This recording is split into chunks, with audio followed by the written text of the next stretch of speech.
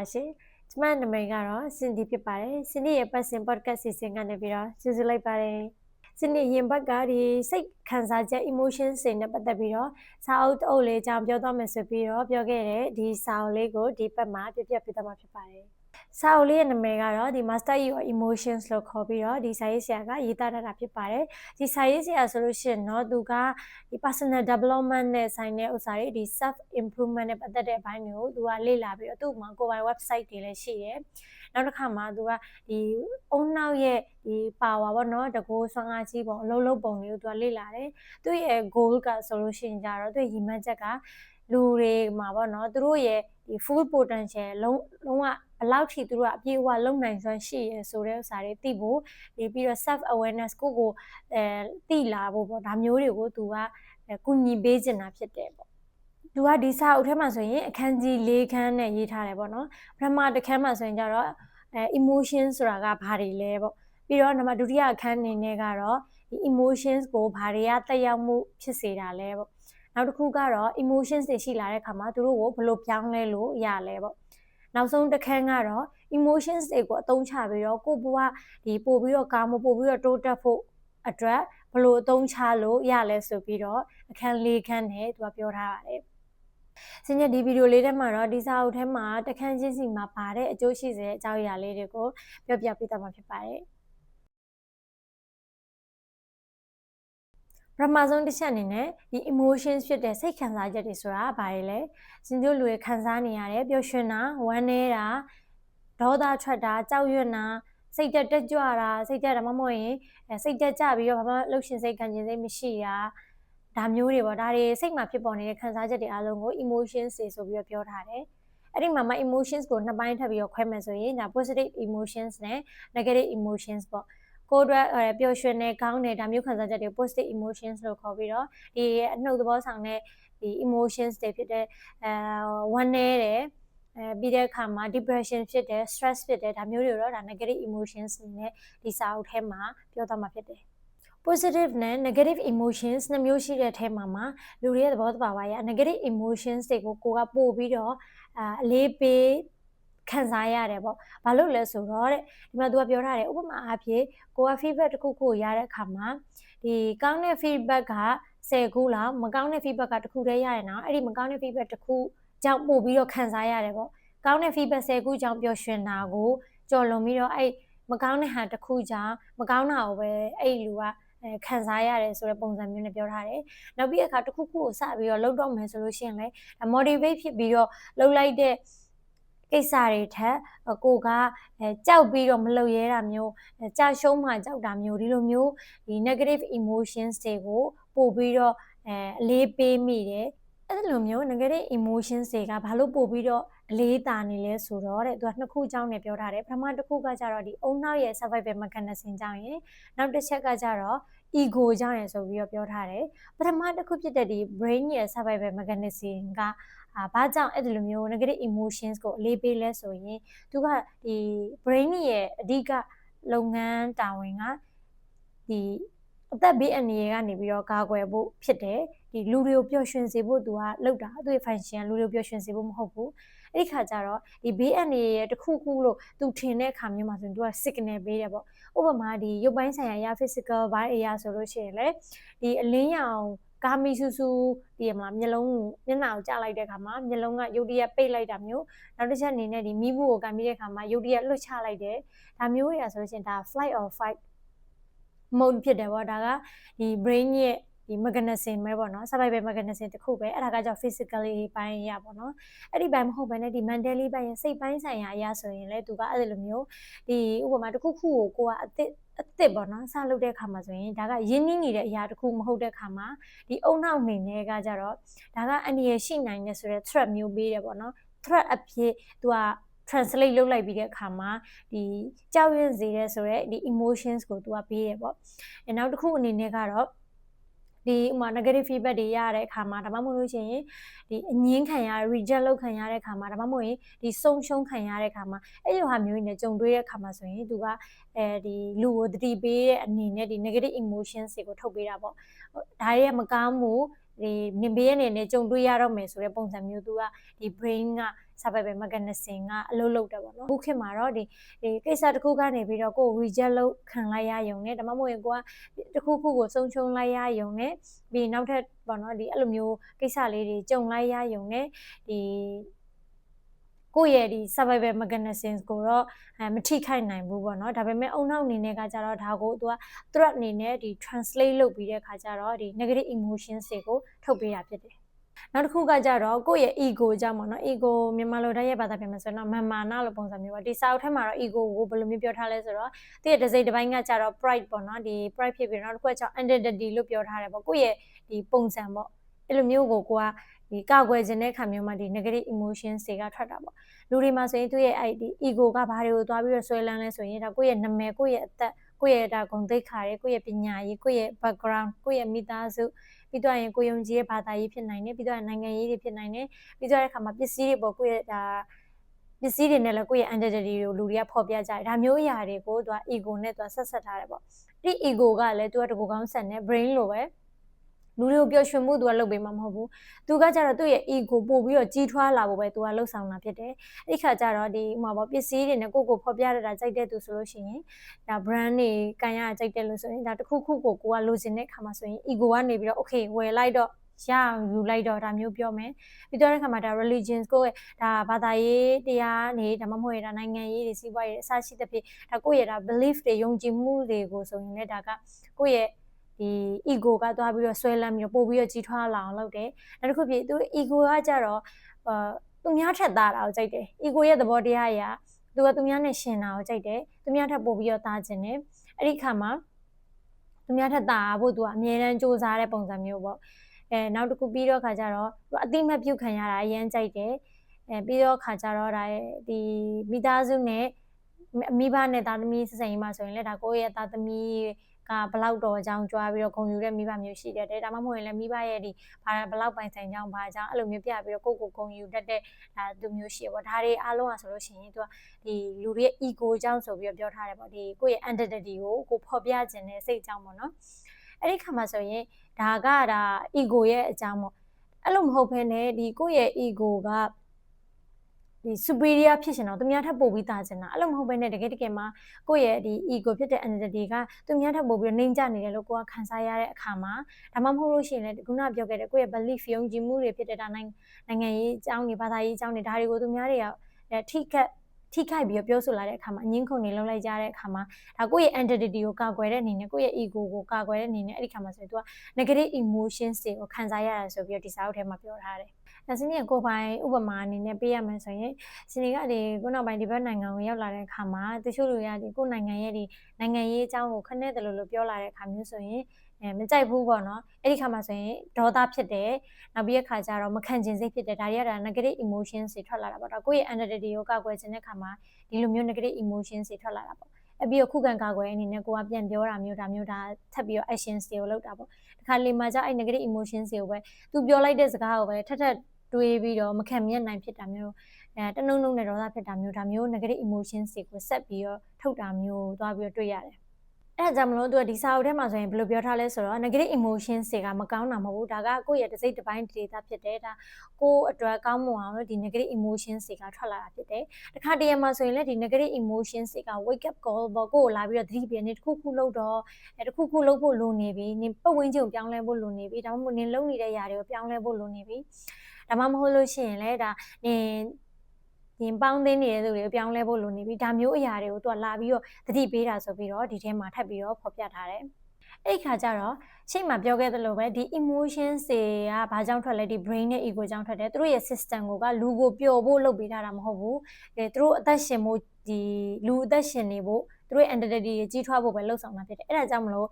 ့ကိုယ်အနေနဲ့ကိုကပျော်ရွှင်ခြင်းတယ်ဆိုလို့ရှိရင်ဒီ brain ရဲ့လှုပ်ဆောင်မှုနဲ့ကိုယ်ခန္ဓာကိုယ်ရဲ့ဒီ entity ရဲ့လှုပ်ဆောင်မှုကိုလိုက်နေုံနဲ့ကိုကပျော်ရွှင်မှုကိုအမြဲရနေမှာမဟုတ်ဘူးကိုကအဲ့လိုမဟုတ်ဘဲနဲ့ပျော်ရွှင်မှုတွေအများကြီးပိုင်ဆိုင်ခြင်းနဲ့ကိုယ့်ရဲ့ negative emotions တွေကိုလျှော့ချခြင်းနဲ့ဆိုရင်ကိုယ့်အနေနဲ့ဘာလုပ်နိုင်လဲဆိုတော့သူတို့ကဘယ်လိုလုပ်လဲဆိုတာကိုကိုကသိထားပြီးတဲ့အခါမှာသူတို့ကို လိုသလိုပြောင်းလဲပြနိုင်လို့ရှိရင်ဒါမှမဟုတ်ရင် control လုပ်နိုင်လို့ရှိရင်ကိုကပျော်ရွှင်တယ်ကိုပို့ပြီးတော့ခံစားရမယ်ဆိုပြီးတော့သူကပြောထားတယ်နောက်တစ်ခုအနေနဲ့သတိပေးထားတာတစ်ခုကဒီစာအုပ်က master your emotion ဆိုပြီးတော့ပြောထားတယ်ပေါ့အဲ့ဒါခါကျတော့ဒီစာအုပ်ကိုဖတ်ပြီးသွားလို့ရှိရင်ကိုက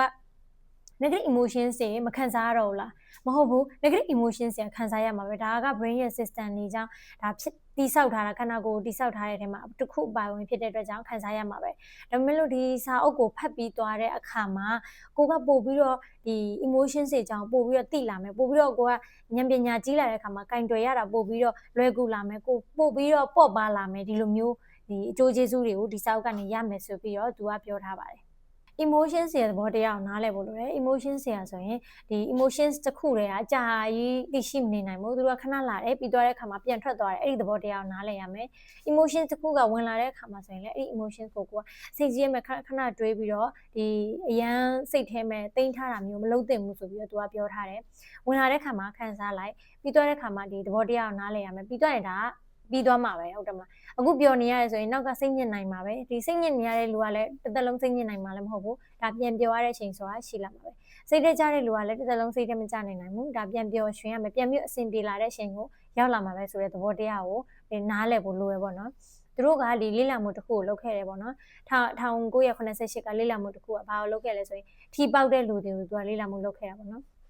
်ထီပေါက်တဲ့လူတိုင်းကဒါပြောတယ်ဟုတ်တယ်မလားလူတိုင်းရဲ့အိမ်မကဆိုရင်ဒါထီပေါက်ဖို့ဆိုတာတော့ပါမှာပဲဒီထီပေါက်တဲ့ခါမှာပျော်ရွှင်မှုခံစားရတယ်အဲ့ဒီထီပေါက်တဲ့လူတွေရဲ့ပျော်ရွှင်မှုကထီပေါက်ပြီးလို့တစ်နှစ်ကြာတဲ့အခါမှာဘယ်လောက် level ရှိလဲဆိုပြီးသူတို့ကလေ့လာမှုတစ်ခုလုပ်တဲ့အခါမှာဆိုရင်ဘာလို့သွားပြီးတွေ့ရလဲဆိုအဲ့ဒီလူတွေရဲ့ဒီပျော်ရွှင်မှုဒီ level ကပေါ့နော်ဒီထီမပေါက်ခင်ကဒီသူတို့ရဲ့စိတ်အရှင်တွေခံစားမှုအခြေအနေနဲ့တစ်နှစ်ကြာပြီးတဲ့အခါမှာဖြစ်နေတဲ့ခံစားမှုရှင်တွေကတူတူပဲကိုသွားပြီးတော့တွေ့ရတယ်။သူကပြောထားပြောချင်တာပေါ့နော်။အဲ့ဒီဥပမာကိုကြည့်ပြီးတော့သိရမှာကကိုကတစ်ခုခုကိုရလိုက်လို့မှဒီလုတ်ကိုရလိုက်လို့ကိုကပျော်သွားမှာပဲ။ဒီ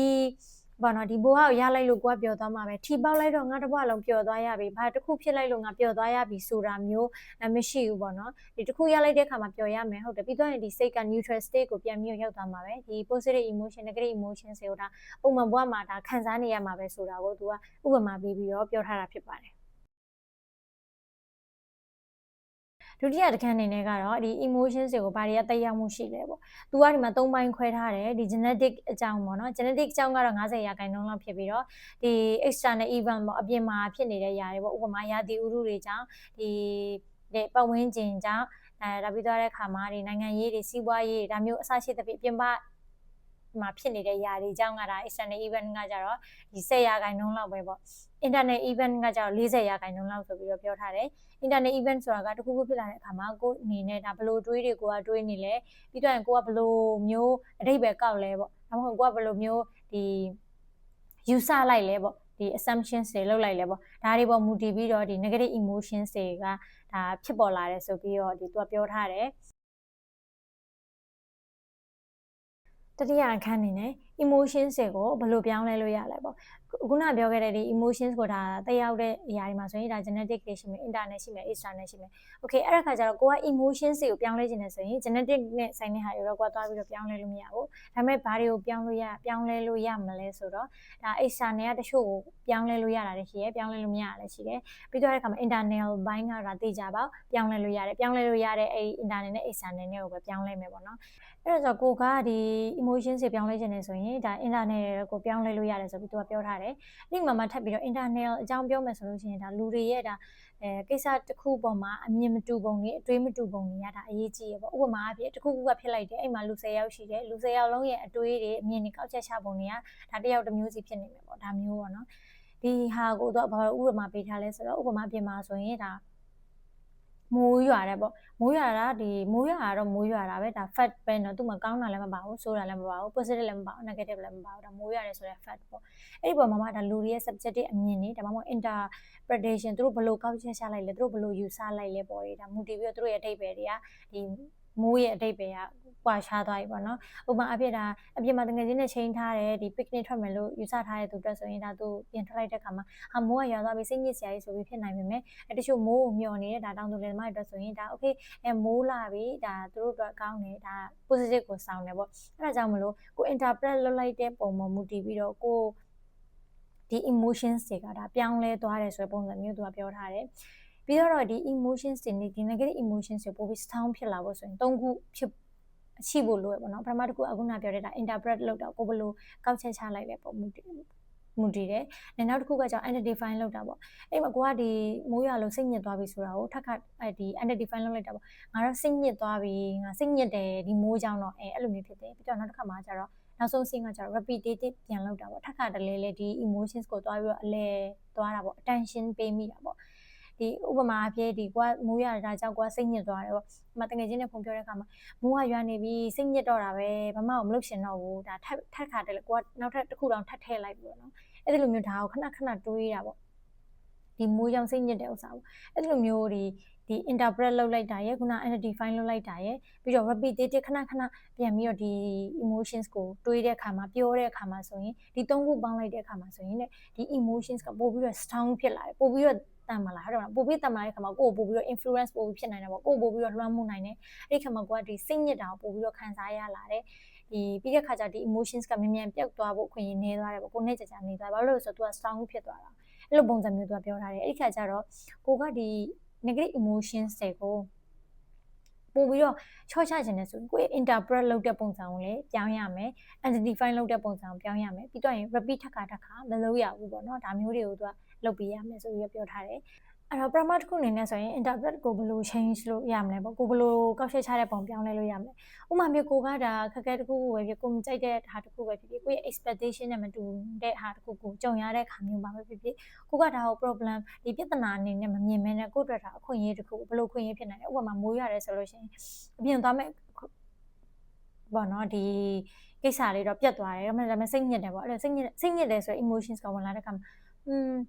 စိတ်ညစ်သွားပြီပေါ့ကိုကတတိကတ်လိုက်ပြီးတဲ့အခါမှာ okay ဒီနေ့မိုးရွာနေတော့လေဒါနောက်တစ်နေ့ဒါချင်းလို့ရတာပဲမိုးရွာတော့အိမ်မှာ AC နားလို့ရတယ်အိမ်မှာလှုပ်ရှားရှိရလုပ်လို့ရတယ်စာအုပ်ဖတ်လို့ရတယ်ဒါမိုးရွာလေးနဲ့ရုပ်ရှင်ကြည့်လို့ရတယ်ဒါမှမဟုတ်အိတ်လို့ရတယ်မုန့်နေလှုပ်ရှားလို့ရတယ်ဒါမျိုး interpret ပြောင်းပြီးတော့လုပ်လိုက်မယ်ပေါ့ interpret ပြောင်းတာအောင်မြင်ပြီဆိုလို့ရှိရင်ဒီ identify လုပ်တဲ့ဒီအဆင့်ကိုမရောက်ဘူးလို့တင်တယ်အဲ့လိုမျိုးမဟုတ်ဘဲနဲ့ကိုကထပ်ပြီးတော့ဒီ emotion ကို emotion ကနည်းနည်းပို့ပြီးတော့ကိစ္စကြီးရဲ့ကိစ္စမျိုးပေါ့အဲ့လိုမျိုးဖြစ်နေရဆိုရင်သူက identify လုပ်တာဘယ်လိုမျိုးပြောင်းလဲလို့ရလဲဆိုပြီးတော့ပြောထားတယ်ဒီကိုကပေါ့နော်ဒီငါစိတ်ညစ်တယ်ငါစိတ်တက်ကြတယ်ငါကြောက်တယ်ပေါ့နော်ဒီလိုမျိုး negative emotions ကိုငါနဲ့တွဲပြီးတော့မှတ်မဲ့အစားပေါ့အဲ့လိုမဟုတ်ဘဲနဲ့ကိုကခံစားရတယ်ဆိုတဲ့ပုံစံမျိုးပြောင်းလိုက်ပေါ့ငါကြောက်ရွံ့တာကိုခံစားရတယ်ငါဝမ်းနေတာကိုခံစားရတယ်ငါစိတ်တက်ကြတာကိုခံစားရတယ်အဲ့ဒါဆိုရင်ကိုကဘလို့တွေးလိုက်မလဲဆိုတော့ဘလို့အတွေးမျိုးရသွားမလဲဆိုတော့ကိုနဲ့ဒီ emotions နဲ့က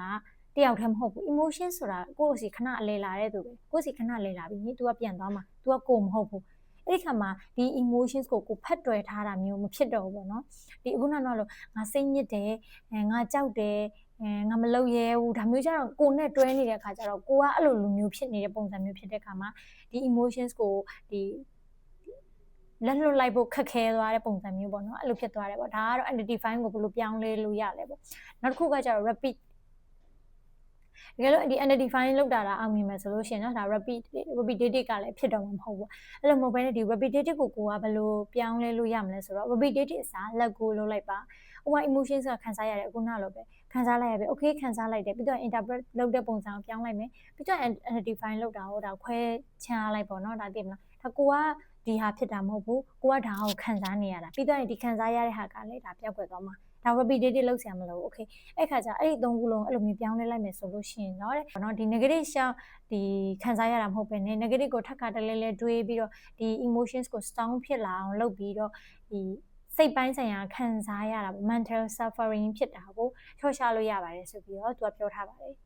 နောက်တစ်ခုကသူကဘာပြောထားလဲဆိုတော့ဒီလိုမျိုးဒီ positive emotions တွေကိုများခံစားရဖို့ကိုယ်တိုင်နေနဲ့လည်းကိုယ့်ရဲ့စိတ်ကိုပြင်ဆင်ထားလို့ရတယ်ဆိုပြီးပြောတယ်ဘလို့လှုပ်ခြင်းအားဖြင့်လဲဆိုတော့သူပြောထားတာကကိုယ့်ရဲ့ဒီအတွေးတွေကိုပြောင်းလဲခြင်းအားဖြင့်ပေါ့နော် thoughts တွေပေါ့ကိုယ်တွေးတာတွေပြောင်းလဲခြင်းအားဖြင့်ကိုယ့် emotions တွေကိုပြောင်းလဲတယ်အဲ့ဒီ emotions တွေကမှနောက်ထပ် emotions တွေကိုထပ်ပြီးတော့ဒါဆွဲဆောင်တဲ့သဘောရှိရပေါ့နော်ကိုယ့်ရဲ့တွေးတွေကဒါ negative ဖြစ်တဲ့တွေးဘက်ကိုရောက်နေတဲ့အခါမှာဆိုရင် emotions တွေက negative ဘက်ကိုသွားပြီးတော့ဒီ negative ဖြစ်စေတဲ့ဒီ emotions တွေကိုပဲထပ်ပြီးတော့သူက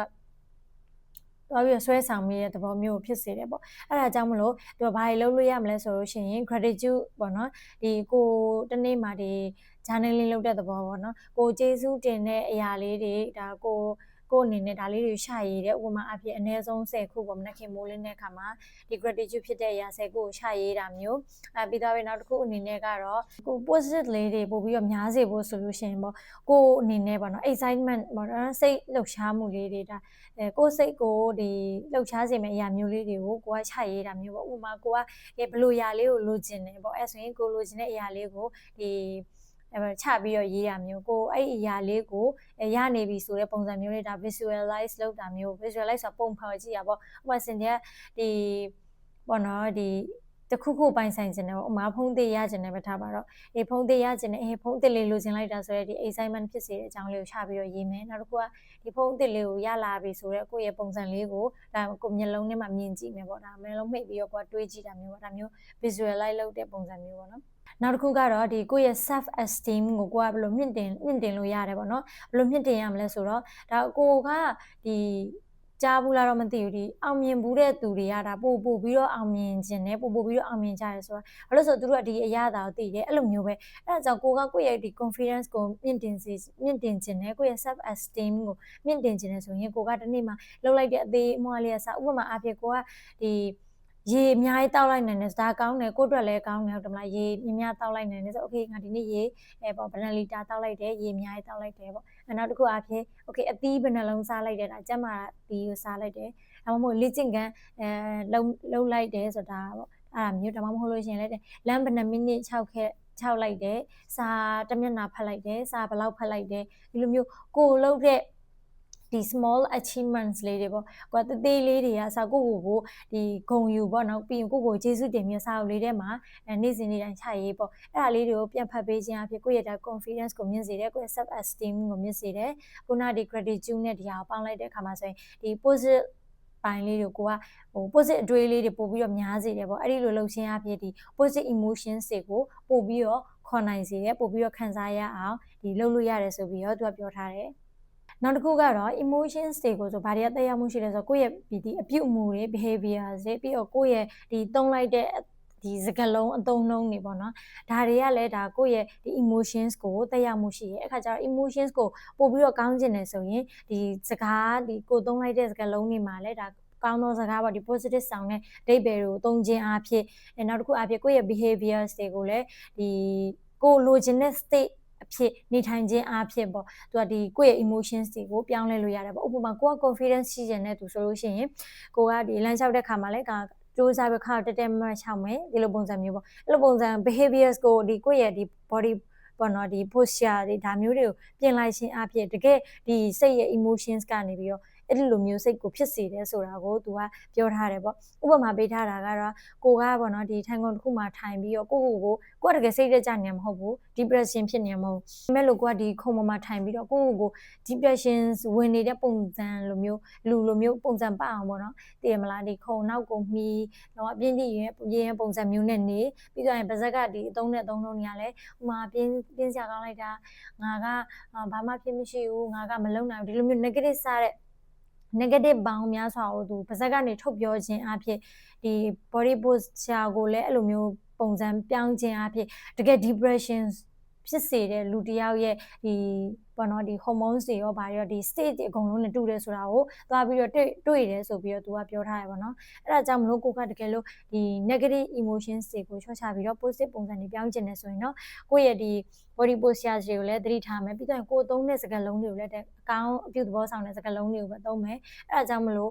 ကြားဘူးလားမသိဘူးဒီ manifest လုပ်တယ်ဆိုတာမျိုးလေတချို့ဆိုရင်မနက်ခင်းမိုးလင်းမှာပေါ့ဒီကိုဖြစ်ရှင်တဲ့အကြောင်းအရာလေးတွေကိုကိုကနားထောင်တာမျိုးဥပမာငွေကိုရကျင်တဲ့သူဆိုရင်လည်းဒါငွေကိုဘယ်လောက်ကိုကဒီနေ့မှရှာနိုင်လိုက်ပါတယ်ငွေရောက်ကိုစီကိုလာပါတယ်ကိုကဒ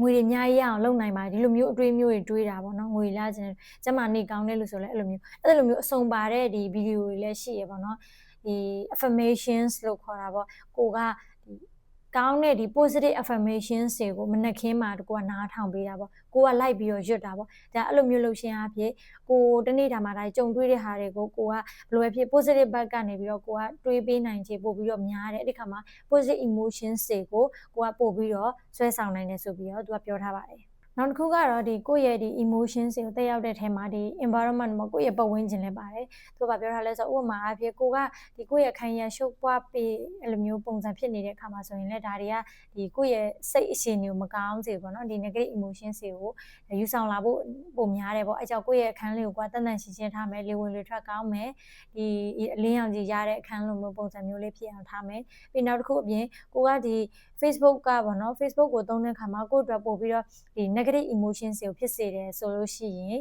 ဒီ Facebook ကိုသုံးတဲ့အချိန်ကိုချော့ချလိုက်ပြီးတော့ဒါကိုယ့်အတွက်အကျိုးရှိစေတဲ့နောက်တစ်ခုခုအစားထိုးပြီးလုပ်လိုက်တာမျိုးနောက်တစ်ခုမှလည်းဒီကိုယ့်ရဲ့ဒါတနေ့တာကိုအစားမနက်ခင်းကနေညနေကြီးကိုယ့်ရဲ့တနေ့တာကို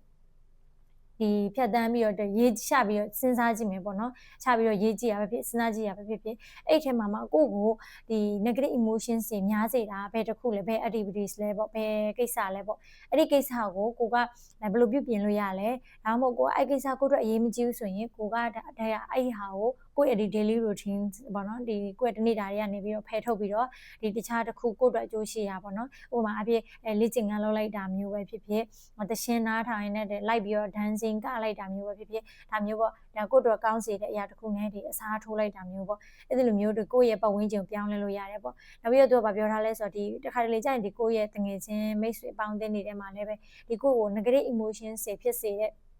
ဒါအပေါင်းအသင်းတွေဆိုတာရှိတတ်တယ်အဲ့လိုမျိုးတွေကြုံလာရပြီဆိုလို့ရှိရင်လည်းပဲပေါ့နော်ဒီကိုယ့်ရဲ့အပေါင်းအသင်းတွေကိုပြောင်းပေးတာမျိုးပေါ့နော်ဒီတခြားသူတွေနဲ့ဒီ hang out လုပ်ပေးတာမျိုးပေါ့ပြီးရင်ကိုယ့်ရဲ့ habits တွေကိုတချို့ habits တွေကိုပြောင်းလဲပေးတာမျိုးဒါတွေလုပ်ရှင်းအားဖြင့်ဒါကိုယ့်ရဲ့ဒီ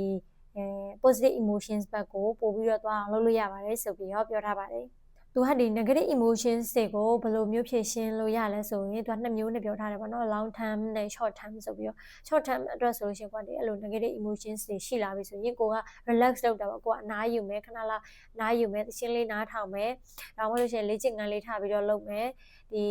ပြီးတော့အခါမှာလမ်းလေးလျှောက်မယ်ဒါအဲ့လိုပုံစံမျိုးလေးနဲ့အစားထိုးမယ်နောက်တစ်ခုကကျတော့ကိုမအားဟိုပါပြောနော်ဒီမအားအောင်နေတာပေါ့ကိုလုပ်ရမယ့်အလုပ်တွေရှိရပေါ့နော်မပြီးသေးတဲ့အလုပ်တွေလို့ရွှေ့ဆိုင်မိထားတဲ့အလုပ်တွေဆိုရင်အဲ့ဒါကိုပြီးအောင်ချက်ချင်းထားလုပ်လိုက်တာပေါ့အဲ့လို negative emotions ဖြစ်နေတဲ့အချိန်မှာအဲ့လိုထားလုပ်လိုက်ခြင်းအပြင်ကိုကဒီ emotions ကိုပြောင်း short term အနေနဲ့ပေါ့နော်ပြောင်းလဲလို့ရတယ်ဆိုပြီးတော့သူကပြောထားတယ်ပြီးတော့နောက်တစ်ခုအနေနဲ့ဒီကိုယ့်ရဲ့ခံစားချက်တွေကိုရှာရေးတာပေါ့နော်ကိုယ့်ရဲ့ခံစားချက်တွေကိုရှာရေးတာဒါမှမဟုတ်လို့ရှိရင်လည်းဒါကိုယ့်ရဲ့တငယ်ချင်းတွေကိုပြောပြတာဒါမျိုးတွေကလည်းဒါကိုယ့်ရဲ့ negative emotions တွေကိုဒါချော့ချစေတယ်ဆိုပြီးတော့သူကပြောထားတယ်ပြီးတော့နောက်တစ်ခုကကြတော့သူက long term အနေနဲ့ solutions တွေကိုထပ်ပြီးတော့ပေးထားတယ်သူကဒီရေရှည်အနေနဲ့တော့ negative emotions တွေကိုကိုကဘယ်လိုမျိုးဒီဖြည့်ရှင်းလို့ရမလဲဆိုရင်ကိုအနေနဲ့အေးဝဝအိတ်တာမျိုးဒီအနာပြည့်အပြည့်ပြည့်ဝဝအနာယူတာမျိုးပေါ့နော်မျိုးလှုပ်ပေးခြင်းအဖြစ်ရတယ်ပြီးတော့ကိုကဒီအားကစားကိုနေ့စဉ်ပေါ့နော်ဘယ်နှမိနစ်ဆိုဘယ်နှမိနစ်ဒါပုံမှန်လှုပ်ပေးတာမျိုးပြီးတော့တဲ့အခါမှာနေ့စဉ်နေ့တိုင်းဒါကိုယ့်ရဲ့ emotions တွေကိုချပြီးတော့ရေးတာပေါ့ကိုဒီနေ့ဘယ်လိုခံစားရလဲဆိုတဲ့အကြောင်းလေးတွေချရေးတာမျိုးနောက်ပြီးတဲ့အခါမှာဒီတရားထိုင်တာပေါ့နော်တရားထိုင်တာ meditation လုပ်တဲ့အခါမှာဆိုရင်လည်းဒါကိုယ့်ရဲ့ဒီစိတ်ကကိုယ့်ရဲ့စိတ်ကိုပို့ပြီးတော့နားလည်လာမယ်အဲ့ဒီခါမှာဆိုရင်ကိုယ့်အတွက်ပို့ပြီးတော့ကောင်းတယ်ပေါ့နော်နောက်တစ်ခုအနေနဲ့ကတော့ကိုကဒီ emotions တစ်ခုကိုထပ်ခါတလဲလဲဖြစ်နေပြီဆိုရင်ပေါ့ဥပမာပြ depression ဝင်တဲ့ဟာကိုထပ်ခါတလဲလဲဒီခံစားလာရပြီဆိုလို့ရှိရင်တော့ကိုကတကယ်ဒီနောက်ွယ်ကအကြောင်းအရာကိုကိုကသိဖို့လုပ်ရမယ်ပေါ့နော်ကိုကရှာမယ်ဒီခံစားချက်ကငါဘာကြောင့်ဖြစ်နေလဲ depression ဝင်နေဆိုရင် okay ငါကဘာလို့ depression ဝင်နေရလဲပတ်စံအများကြီးမရှာနိုင်လို့လားအဲ့လိုဆိုရင်ပတ်စံအများကြီးရှာနိုင်အောင်ငါဘာလုပ်လို့ရနိုင်မလဲဒီအချိန်ဒီမှာငါဘာလုပ်လို့ရနိုင်မလဲကိုယ့်ရဲ့အချိန်တွေကိုဒီ accept လုပ်မယ်ပြီးတော့တဲ့အခါမှာကိုဖြစ်ချင်တဲ့ goal ကိုရဖို့ကိုဘယ်လိုမျိုးတဆင့်ချင်းသွားအောင်လုပ်လို့ရမလဲဆိုတော့ဒီအဖြေ solution ဘိုင်းကိုကတေချာပေါက်ရှာရမယ်ဆိုတဲ့ပုံစံမျိုးဒါပြောထားရပါတော့ဒါတွေအကုန်လုံးကတော့ long term solutions ဆိုတာဖြစ်တယ်နောက်တစ်ခုကတော့ဒီပေါ့နော်သက်ဆိုင်ရာဒီပညာရှင်တွေနဲ့ဒါဆွေးနွေးဖို့ပေါ့ consult လုပ်ဖို့ပေါ့နော်တချို့လူတွေကြတော့ဒီပြဿနာကြီးကြီးမားမားကြီးတွေကိုကြုံတွေ့နေရတယ်စိတ်ပေါ့နော်စိတ်အတက်ကြရဲ့အယမ်းမြန်နေဒီ depression ဝင်တာတွေ stress ဖြစ်တာတွေအယမ်းများလာတဲ့အခါမှာဒါစိတ်ရဲ့ကျန်းမာရေးကိုထိခိုက်တယ်ပေါ့နော်အဲ့လိုမျိုးတွေအယမ်းဖြစ်လာပြီဆိုလို့ရှိရင်เนาะဒါကိုယ့်အနေနဲ့ကိုတယောက်တည်းကြိတ်ပြီးတော့ဒီလုံမနေပဲနဲ့ပေါ့နော်ဒီ consultant အနေနဲ့ဆွေးနွေးတာမျိုးတွေလုပ်တင်ပါတယ်ဆိုပြီးတော့သူကအကြံဉာဏ်ပေးထားပါတယ်ကိုယ့်ရဲ့ emotions တွေကိုကိုကဘလောက်ထိန်းချုပ်နိုင်လဲဆိုလို့ရှိရင်ကြတော့ဒီကိုယ့်ရဲ့ဒီစိတ်က conscious level မှာဘလောက်ရှိလဲပေါ့မူတည်တယ်ဆိုပြီးတော့သူကပြောထားတယ်။လူတစ်ယောက်ကဒီ စိတ်ကဒီပေါ့နော်open minded ဖြစ်တယ်သူများရဲ့ ideas တွေကိုလည်းကိုကလက်ခံပေးနိုင်တယ်ကိုတိုင်းကလည်းတင်ယူခြင်းစိတ်ရှိတယ်ကောင်းမြင်စိတ်ရှိဒါမျိုးဆိုရင်ဒါ conscious ရှိရပေါ့နော်သူမှာသူ့ရဲ့ဒါအသိစိတ်ကဒါလှုပ်ဆောင်နေတဲ့သဘောပေါ့နော်ဒါဆိုသူ့ရဲ့ဒီ conscious level ကမြင့်နေအဲ့ဒါဆိုရင်တော့ဒါသူ့ရဲ့ဒီ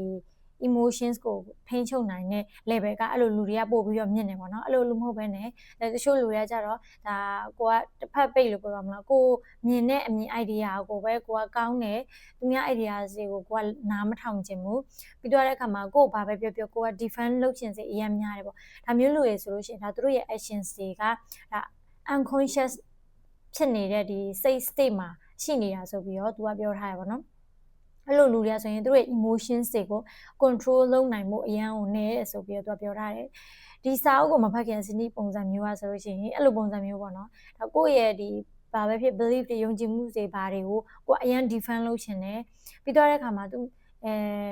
ကိုဟာကိုပဲအမှန်လို့ထင်တယ်သူများဟာကိုဒီ ideas တွေကိုနည်းနည်းလက်ခံပေးဖို့နည်းနည်းခက်တယ်ပေါ့နော်ဒါပေမဲ့ဒီဟာကိုဖတ်ပြလိုက်တဲ့ခါကျတော့မှ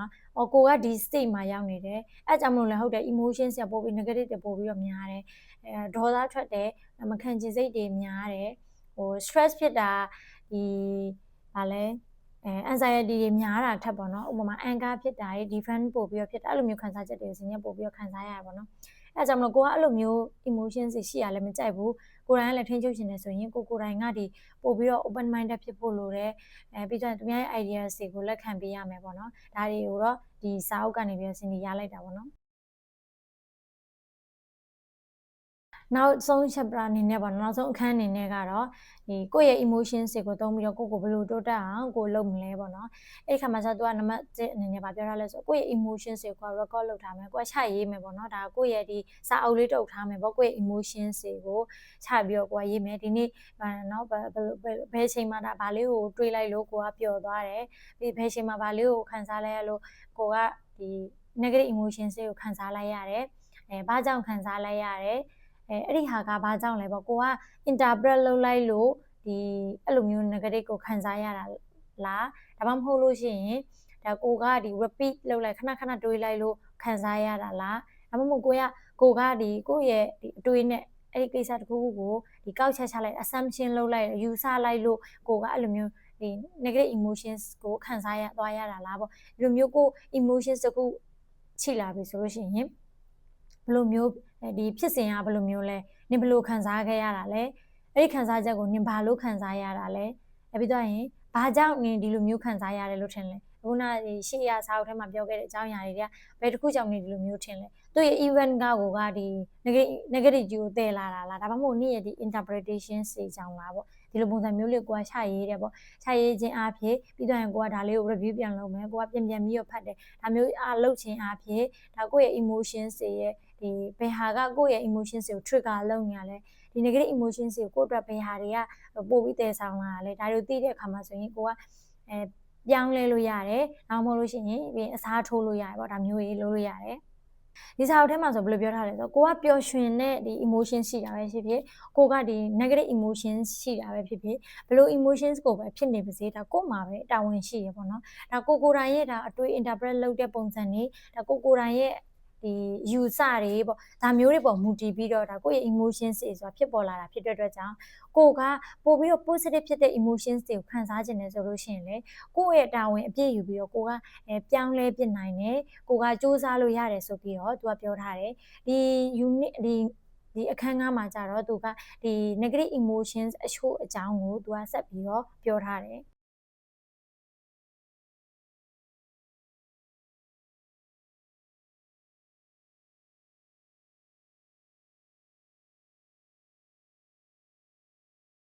negative emotions ကိုပထမတစ်ခုအနေနဲ့သူဖော်ပြထားတာကတော့ဒီ not being good enough ပေါ့နော်အခုကိုကဒီကောင်းတယ်လို့မခံစားရသေးရပါတော့ငါအဲ့လောက်မချောဘူးငါအဲ့လောက်မတော်ဘူးငါအဲ့လောက်ပတ်စံအများကြီးမချနိုင်သေးဘူးအဲ့လိုမျိုးကိုဒါတွေးတာပေါ့အဲ့လိုမျိုးတွေးလာတဲ့သူတွေကဆိုရင်နဲ့သူများတွေက compliment တွေလုပ်တဲ့ခါမှာပေါ့ကိုအမြဲရရှိကျူးတဲ့ခါမှာဆိုရင်လည်းကိုကရိုးသားလက်မခံနိုင်ဘူးပေါ့နော်ဒီလောက်လေးတော့သူများလည်းလုံနိုင်နေရပဲဆိုပြီးကိုယ့်ရဲ့တွေးထဲမှာရှိတာမျိုးပြီးတော့သူများကိုကဒီချီကျူးဖို့လည်းနည်းနည်းခက်ခဲတဲ့သူမျိုးပေါ့နော်ဒါမျိုးတွေကိုသူကပြောထားတယ် လို့ဖြစ်ပြီးဆိုရင်ကိုကဘယ်လိုမျိုးအဲ့ဒါကိုရှော့ချလို့ရမလဲဆိုရင်ဒီပေါ့နော်ဖန်ကိုကချရေးတာပဲဖြစ်ဖြစ်ချရေးမယ်ပေါ့နော်ကိုဒီနေ့ဒါမှကိုလုံနိုင်တဲ့ဒီ small achievements လေးတွေရှေ့မှာပြောခဲ့သလိုပဲငါဒီနေ့ဘာလေးလုံနိုင်သွားပြီ okay ကိုဒါ appreciate လုပ်တာပေါ့နော်တော်လိုက်တာဒီနေ့လေ့ကျင့်ခန်း10မိနစ်လုပ်လိုက်ပြီဒါမှမဟုတ်နောက်တစ်ခုအနေနဲ့တော်လိုက်တာငါစာတစ်မျက်နှာဖတ်လိုက်ပြီတော်လိုက်တာငါဒီနေ့ဗီဒီယိုတစ်ပုဒ်လုပ်လိုက်ပြီပေါ့စရှိတဲ့ဖြစ်ကွာအဲ့လိုစာလေးတွေချရေးပြီးတော့တဲ့ဒီပေါ့နော်မြင်ရတဲ့ဒီဖန်ဘူးလေးထဲမှာကိုရဲ့ဒီကိုရှိကျူးတဲ့စာလေးတွေကိုကိုကထည့်မယ်ပေါ့နော်အဲ့လိုထည့်မယ်တဲ့အဲ့ဒါလေးကိုဒီစာအိတ်ဖန်ဘူးလေးအပြည့်မြင်ရတဲ့အခါမှာဆိုရင်ကိုဘယ်လိုမျိုးခံစားမလဲဆိုတော့ကို့မှာတော်တာတွေအများကြီးရှိတာကိုကအများကြီးလုံနိုင်ခဲ့တာတွေကိုကသွားပြီးတော့သတိထားမိပဲပေါ့နော်နောက်တစ်ခုအနေနဲ့လည်းဒါသူများကကိုဒါ appreciate လုပ်လာပြီးဒီပြီးသွားတဲ့အခါမှာဒီရှီကျူးစကားတွေပြောလာပြီဆိုလို့ရှိရင်ကိုကကျေးဇူးပါပဲလို့ပြန်ပြောပြီးတော့ဒါကိုရဲ့ဒီကို compliment လုပ်တာကိုက accept လုပ်ရမယ်ကိုကလက်ခံရမယ်ပြီးသွားတဲ့အခါမှာဒါသူများရောကိုဆိုလို့ရှိရင်လည်းဒါသူများရဲ့ဒီကောင်းတဲ့ဟာလေးတွေကိုကိုကစပြီးတော့မြင်ပေးရမယ်ဒါသူများကိုပြီးတော့ compliment လေးတွေပြောပေးရမယ်ဒီလိုပုံစံလေးတွေလေ့ကျင့်ခြင်းအဖြစ်ပေါ့နော်ဒီကိုဒီအဲ့လောက်ထိမတော်ပါဘူးဒီအဲ့လောက်ထိမကောင်းပါဘူးဆိုတဲ့ခံစားချက်တွေကိုရှော့ချနိုင်တယ်ဆိုပြီးတော့သူကရေးထားတယ်ဒုတိယအနေနဲ့ negative emotions တခုကိုကျတော့ being defensive ပေါ့နော်ကိုအရန်ကာကွယ်ခြင်းနဲ့သူတွေပုံစံမျိုးကိုသူကပြောထားတယ်အဲ့လိုတွေကဒီရှေ့မှာပြောခဲ့သလိုပဲကိုအရန်ကာကွယ်ခြင်းနဲ့ဆိုတာကဒါကိုရဲ့ ego ကိုထိခိုက်မခံနိုင်တာပေါ့နော်ကိုရဲ့ဒါမာနကိုဒါမထိခိုက်ခံအထိခိုက်မခံနိုင်တာကိုယ့်ရဲ့မာနဘာတွေနဲ့တွဲနေရလဲပေါ့မှုတည်တယ်ကိုယ့်ရဲ့ယုံကြည်မှုတွေနဲ့တွဲနေရလားဒါမှမဟုတ်လို့ရှင်ကိုယ့်ရဲ့ပြည်ပညာရေးလားဒါမှမဟုတ်လို့ရှိရင်ဒါကိုယ့်ရဲ့ဒီပိုင်ဆိုင်မှုတွေနဲ့ကိုယ်တွဲနေရလားကိုယ့်ရဲ့သားသမီးနဲ့တွဲနေရလားကိုယ့်ရဲ့မိဘနဲ့တွဲနေရလားဒါမျိုးတွေပေါ်မှုတည်ရပြီးသွားတဲ့အခါမှာကိုအဲ့လိုဒီတွဲနေတဲ့အရာကဘယ်လောက်ထိကိုကပြင်းထန်လဲပေါ့ strong ပို့ပြီးတော့ဖြစ်လဲပေါ့ကိုယ့်ရဲ့ဒီ attachment ဒီဟာကအရန်ကိုမှပြင်းထန်လေဒါကိုယ့်ရဲ့ဒီကိုသူပြောလိုက်တဲ့စကားလုံးကြောင့်ထိတာကိုအတွက်ပုံနာလေးဖြစ်မှာပေါ့နော်ဒီကိုကဒီအလုပ်ထဲမှာကိုဒီစကားလုံးတစ်ခုပြောလိုက်တယ်ပေါ့အဲ့ဒီစကားလုံးကဒါကိုအတွက်ဒီအရန်ကိုမှဒေါသဖြစ်စေတာဖြစ်တယ်ဥပမာအဖြစ်ကိုဒီပညာမတက်လို့ဒီမှာလာလို့တယ်လို့မျိုးအဲ့လိုနှိမ့်ချဆက်ဆံလိုက်တာဒါမှမဟုတ်လို့ကိုအရန်ဆင်းရဲတဲ့သူလို့အဲ့လိုပုံစံမျိုးသတ်မှတ်ပြီးတော့ကိုနှိမ်ပြောလိုက်တာမျိုးကြုံတွေ့ရတဲ့အခါမှာကိုကအရန်ဒေါသဖြစ်တယ်မခံချင်စိတ်ဖြစ်တယ်ပေါ့ဆိုပြီးကိုကချရေးလိုက်တယ်ပေါ့နော်ဒီ emotion structure ထဲမှာကိုကချရေးလိုက်တဲ့အခါမှာဆိုရင် okay ဘာလို့အဲ့လိုမျိုးဖြစ်တာလဲကိုကဘာလို့အဲ့လိုမျိုးဖြစ်တာလဲဘာလို့လဲဆိုတော့ तू ပြောတာကမှားနေလို့ငါကဒါဆင်းရဲလို့လည်းမဟုတ်ဘူးဥပမာအားဖြင့်ပြောတာပေါ့နော်ငါဆင်းရဲလို့လည်းမဟုတ်ဘူးငါပညာမတတ်လို့လည်းမဟုတ်ဘူးပေါ့ငါကဒီလိုရှင်နေမျိုးတွေကြောင်းဒါဒီပြပထွက်လာပြီးအလုပ်ရတာကိုငါ့ကိုဒီလိုမျိုးပြောတယ်ဘာလို့လဲဆိုတော့ဒီကိုရဲ့ ego ကကွယ်ချင်တာဘာလို့လဲဆိုတော့ तू ပြောတာကမှားနေလို့ပေါ့နော်မှားနေရလည်းဖြစ်နိုင်တယ်တစ်ခါတရံမှာကျတော့အဲ့လိုသူပြောလိုက်တဲ့အရာကဒီတစိမ့်တေသားကမှန်နေတဲ့ခါမျိုးမှာလည်းကိုကအဲ့လို defend ဖြစ်တယ်ဒါမှမဟုတ်လို့ရှိရင်ဒါကိုယ့်ရဲ့ယုံကြည်မှုကိုတိုက်ခိုက်တဲ့စကားမျိုးတွေပြောလာတဲ့အခါမှာဆိုရင်လည်းဒါလူတွေကပို့ပြီး defend ဖြစ်တယ်ဆိုပြီးတော့သူကပြောထားတယ်တတိယတစ်ခုအနေနဲ့ကတော့ဒီ stress နဲ့ worry ပေါ့နော်ကိုစိတ်ဖိစီးတာပြီးရင်စိတ်ပူပန်နေအများများတာမျိုးပေါ့နော်stress ဖြစ်တာကြတာ present အခြေအနေပေါ့အခုလက်ရှိအခြေအနေမှာတခုခုကြောင့်ကိုကဒီစိတ်ဖိစီးသွားတာပေါ့နော် worry ဖြစ်တာဆိုတာကြောင့်သူကဘယ်လိုပြောထားလဲဆိုတော့ worry ဖြစ်တယ်ဆိုတာကတဲ့များသောအားဖြင့်ဒီ present မှာမရှိနေဘူးပေါ့နော်အခုလက်ရှိပစ္စုပန်မှာမရှိနေပဲねဒီအတိတ်မှာဖြစ်ခဲ့တဲ့အရာနဲ့ပြီးတော့အနာဂတ်မှာမဖြစ်ရသေးတဲ့အရာတွေကိုပဲလူတွေကဒီစိတ်ပူပန်ကြတယ်ဆိုပြီးတော့သူကပြောထားတယ်အဲ့တော့ပထမတစ်ခုအနေနဲ့တော့ stress ဖြစ်လာပြီဆိုရင်ကိုကဘယ်လိုဖြေရှင်းမလဲအဲ့ stress ဖြစ်စေတဲ့အရာကိုဖြေရှင်းလို့ရတဲ့နှစ်မျိုးရှိရယ်အဲ့ stress ဖြစ်စေတဲ့အရာကိုကိုကရှောင်ရှားလိုက်တာနောက်တစ်ခုကကြတော့ကိုကသွားပြီးတော့ရင်ဆိုင်လိုက်တာပေါ့ကိုလှုပ်လို့ရတဲ့အရာတစ်ခုကိုလှုပ်လိုက်တာပေါ့ဒါနှစ်မျိုးရှိပေါ့ကိုကဘယ်လို deal လုပ်ရှင်တာလဲပေါ့မူတည်ရပေါ့နော်ကိုကဘယ်လိုဖြေရှင်းရှင်တာလဲပေါ့မူတည်ရပေါ့ကိုကဒီ stress ကို manage လုပ်မယ်အဲ့ဒီအရာကိုပဲဒီကိုကကောင်းအောင်ဖြေရှင်းလိုက်မယ်ဆိုလို့ရှိရင်ကြတော့တဲ့ဒါကိုအဲ့လို stress ကိုရှင်နေကိုဖြစ်လာတဲ့ခါမှာကိုကရှာရေးမယ်ပေါ့နော်ဘယ်အရာတွေကငါ့ကို stress ဖြစ်စေတာလဲဘာကြောင့်မို့ stress ဖြစ်စေရလဲအဲ့ဒီကနေမှဥပမာပေါ့နော်stress အရင်ဖြစ်တယ်ဘာလို့လဲဆိုတော့ဒီအိမ်စာမပြီးလို့ပေါ့နော်ဥပမာအဖြစ်စိတ်ဖိစီးတယ်ဘာလို့လဲဆိုတော့ဒီအလောက်ကဒီဘာကိစ္စကြောင့်မို့အဲ့ဒီခါမှာအများသားဖြစ်ဒီကိစ္စတော်များတွေးနေတာတက်ချပြီးတော့ရေးလိုက်တဲ့ခါမှာဆိုရင်ကိုကပို့ပြီးတော့ဒါသတိထားမိလာတယ်ပေါ့အဲ့ဒီခါမှာဆိုရင်ကိုက solution ကိုမြန်မြန်ချနိုင်တယ်ဆိုပြီးတော့သူကပြောထားတယ် နောက်တစ်ခုကကြတော့စိတ်ပူပင်တာပေါ့နော်စိတ်ပူပင်တဲ့ဟာကြတော့များသောအားဖြင့်အတိတ်အကြောင်းစိတ်ပူပင်နေဆိုရင်လည်းအတိတ်ကအကြောင်းအရာတွေဒါကိုပြန်ပြီးတော့ပြုပြင်လို့မရတော့ဒီအနာဂတ်အကြောင်းကိုကစိတ်ပူတယ်ဆိုလို့ရှိရင်လည်းဒီအနာဂတ်ကဥစ္စာကိုကိုကဘာဖြစ်မှန်းကြိုမသိသေးပဲနဲ့ကိုကဘာမှလုပ်လို့မရအောင်အဲ့တော့ကိုအခုလုံနိုင်တာဒီကိုကအခုလက်ရှိပြစ္ဆုတ်ပံဟာလုံနိုင်တယ်အဲ့ဒါကြောင့်မလို့ကိုကဒီအနာဂတ်မှာကိုစိတ်ပူတာရှိရပါဥပမာအနာဂတ်မှာအဆင့်ကျသွားမှစိတ်ပူတယ်โอเคအဆင့်ကျသွားမှစိတ်ပူတယ်အဲ့ဆိုရင်ကိုကပြစ္ဆုတ်ပံမှာဘာလုပ်နိုင်လဲကိုအခုစူးစမ်းမယ်ကြိုတင်ပြီးတော့ပြင်ဆင်မယ်ပြင်ဆင်လို့ရတာတွေပြင်ဆင်ခြင်းဒါတွေလုပ်လို့ရမယ်ပေါ့သူကအဲ့လိုမျိုးပြောထားတယ်ဒီလက်ရှိပြစ္ဆုတ်ပံကိုအဓိက focus လုပ်ပြီးတော့ကိုကစူးစမ်းပြီးတော့ပြင်ဆင်မယ်ဆိုလို့ရှိရင်ဒီစိတ်ဒီပူပန်နာတွေကိုရှော့ချလို့ရတယ်ပေါ့အဲ့ဒီမှာဆိုရင်သူကကိုယ်စိတ်ဖြစ်စည်းတဲ့အရာတွေကိုဒီ၃မျိုးခွဲလိုက်တယ်ပေါ့ဒီကိုကလုံးဝထိန်းချုပ်လို့မရတဲ့အရာကိုကိုကသွားပြီးစိတ်ပူနေမိရလားဒါမှမဟုတ်နံပါတ်2အနေနဲ့ကိုကအချို့ကိုတော့ကိုကဒီပြောင်းလဲကိုကစူးစမ်းပြီးတော့ပြောင်းလဲလို့ရတဲ့အရာကိုစိတ်ပူတာလားနောက်တစ်ခုအနေနဲ့ကကိုလုံးဝ control ရှိတဲ့အရာကိုကိုကသွားပြီးတော့စိတ်ပူမိရလားနံပါတ်1အနေနဲ့ဒါသိရမလားကမ္ဘာလုံးဆိုင်ရာပြက်ကတ်တွေစိုက်တာတွေဒါနိုင်ငံရေးဒါတချို့အရာတွေကကိုကသွားပြီးတော့ဒါကိုယ့်ရဲ့ control ရှိမနေဘူးပေါ့နော်ဒါမျိုးတွေကသွားပြီးစိတ်ပူနေရဆိုလို့ရှိရင်တော့ဒါတွေက let go လုပ်ရရမယ် cross out လုပ်လိုက်မယ်ကိုယ့်စိတ်ထဲကနေထုတ်ပြလိုက်မယ်ဒါတွေကကိုမတက်နိုင်တဲ့အရာတွေပေါ့နော်နံပါတ်2အနေနဲ့တော့ကိုကကိုယ့်ရဲ့ဒီတက်ရောက်မှုကိုထိန်းချုပ်လို့ရတာပြောင်းလဲလို့ရတာနည်းနည်းလေးရှိရဲ့အရာတွေပေါ့နော်ဥပမာအဖြစ်ဒီဦးနာပြောခဲ့သလိုစာမွဲဖြေတာမျိုးဒါမှမဟုတ်လို့ရှိရင်ဒီ interview ဖြေတာမျိုးဒါတချို့အရာတွေပေါ့ဒါကိုက result ကိုတွေးမိပြီးတော့ကိုကစိတ်စိုးရိမ်တာပေါ့အဲ့ဒါဖြစ်တယ်ဒါမဲ့လို့ကိုကဒီပြစ္ဆုတ်ပံမှာဆိုရင်ကိုအကောင်းဆုံးပြင်ဆင်တဲ့ဒီကိုယ့်ရဲ့အပိုင်းကိုလှုပ်ချင်းအားဖြစ်ပေါ့နော်ဒီဟာကိုနည်းနည်းတော့ control လုပ်နိုင်တယ်ပေါ့နော်ဒါသူကအဲ့လိုမျိုးပြောထားတယ်နောက်တစ်ခုအနေနဲ့တော့ကိုယ့်အနေနဲ့အပြည့်အဝဒါ control လုပ်နိုင်တဲ့အရာဒါဆိုရင်တော့ကိုယ့်အနေနဲ့ဒါပြည့်အဝလုပ်နိုင်တဲ့အရာတွေဆိုရင်ကိုယ့်ဘက်ကအကောင်းဆုံးကြိုးစားပြီးတော့ဒါလှုပ်ဆောင်မယ်ဆိုလို့ရှိရင်ဒါကိုစိတ်ပူပန်စရာတွေဒါလုံးဝကိုရောကြမှာဖြစ်တယ်ဆိုပြီးတော့သူကပြောထားတယ်နောက်တစ်ခုကတော့ဒီ resentment လို့ခေါ်တာပေါ့နော်စင်ဒီမြန်မာလိုထင်တာကတော့ဒါအညှိုးတရားကြီးရမုံတရားကြီးရပေါ့နော်စိတ်ထဲမှာအမှတ်သေးကြီးထားလိုက်တာမျိုးပေါ့နော်လူတယောက်ကကိုယ့်ကိုဒီနာကြီးစရာတစ်ခုခုပြောလိုက်တာဒါမှမဟုတ်လို့ရှိရင်လည်းကိုယ့်ရဲ့ကိုယ်မကောင်းကြံလိုက်တာပေါ့ဒါမျိုးတွေကိုကိုကခွင့်မလွတ်ပေးနိုင်မနဲ့ကိုယ့်ရဲ့စိတ်ထဲမှာမှတ်ထားတာအညှိုးကြီးတာပေါ့အမုန်းတရားကြီးနေတာမျိုးပေါ့အဲ့ခါဆိုရင်ဒါကိုယ့်ရဲ့စိတ်နှလုံးမှာအေးချမ်းမှုမရဘူးပေါ့နော်ကိုကအဲ့ဒါကိုပဲထပ်ခါတလဲလဲတွေးမိတာပေါ့သူ့ကိုမကြေမနက်ဖြစ်နေတာမျိုးပေါ့နော်သူ့မျက်နှာကိုတွေးလိုက်တာနဲ့ကိုမှမပြောနိုင်ဒီသူ့အတန်ကြားတာနဲ့ကိုမှမပြောနိုင်ဖြစ်နေတဲ့ပုံစံမျိုးကိုသူကပြောထားတာသူကဗာပြောထားလဲဆိုတော့ဒီရန်သူ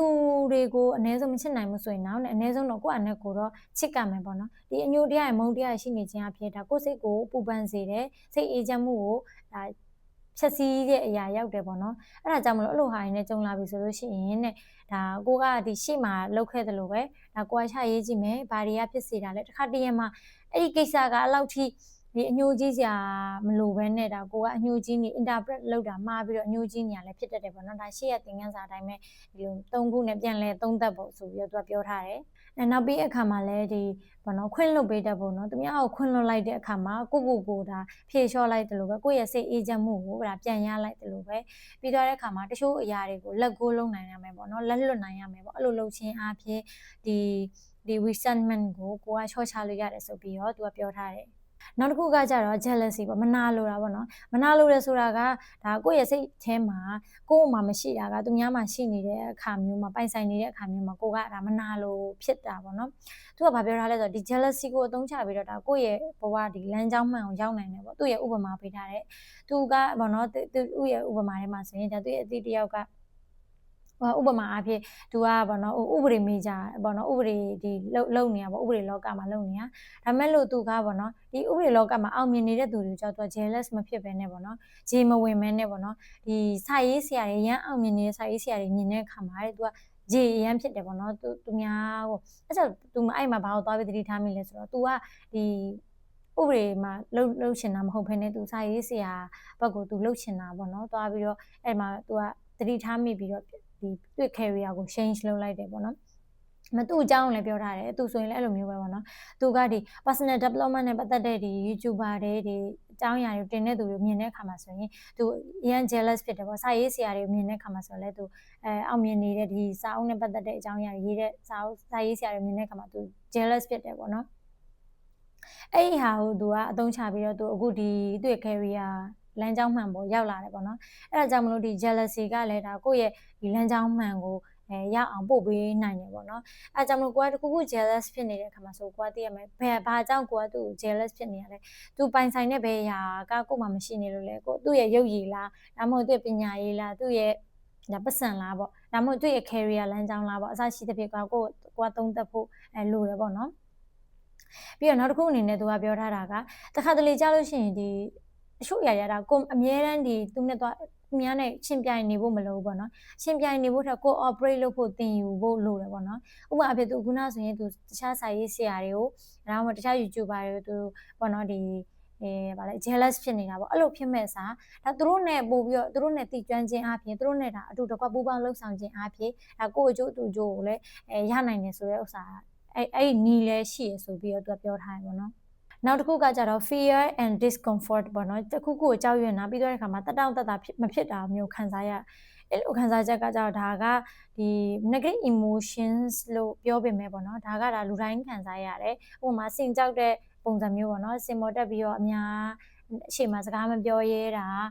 ဒါလိုမျိုးတွေဒါကြောင့်ဒါကလူတိုင်းကြုံတွေ့ရတယ်ဘာလို့လဲဆိုတော့ဒီအုံနောက်ရဲ့ system နဲ့အုံနောက်ကသူနဲ့ယဉ်နှီးနေပြီးသားသူ့မှာဒီအသားကျပြီးသားຢာတွေကိုပဲသူကခင်တွယ်တယ်အဲ့လိုမဟုတ်ဘဲနဲ့ဒီကိုကအသစ်တစ်ခုခုကိုလေ့လာလိုက်တဲ့အခါမှာဆိုရင်သူကဒီကိုဒီ comfortable မဖြစ်စေတဲ့ဒီ discomfort ပေါ့နော်ဒီအဲ့လိုခံစားချက်တွေဒီ fear ဖြစ်စေတဲ့ခံစားချက်တွေကိုသူကထုတ်ပေးတာပေါ့နော်တကယ်ဘဝဆိုလို့ရှိရင်တဲ့ဒီ comfort zone နဲ့ကနေပြီးတော့ရှေ့တလန်းထွက်ပြီးတော့ဒီကို comfort မဖြစ်တဲ့ဒီကိုကြောက်ရွံ့စေတဲ့အရာတစ်ခုခုကိုလှုပ်ဆောင်ခြင်းဆိုပြီးတော့သူကပြောထားတယ်အဲ့ဒါကြောင့်မလို့ပါနော်ကိုအနေနဲ့ဒီကိုကြောက်ရွံ့တဲ့အရာတွေကို discomfort ဖြစ်တဲ့အရာတွေကိုရှောင်နေမဲ့အစားပေါ့နော်ကိုကအဲ့လိုမျိုးဒီ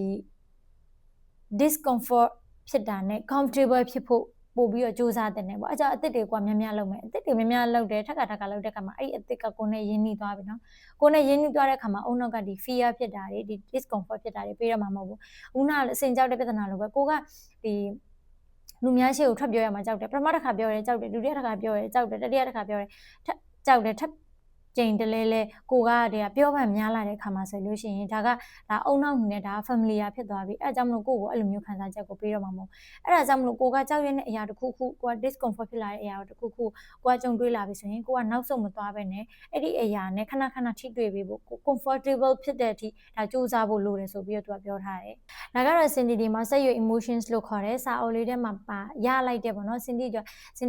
အရေးကြီးတယ်လို့သတ်မှတ်ထားတဲ့အကြောင်းအရာလေးတွေကို Cindy ကမျှဝေပေးသွားတာဖြစ်တယ်ကိုယ်တိုင်လည်းဒီစာအုပ်လေးကို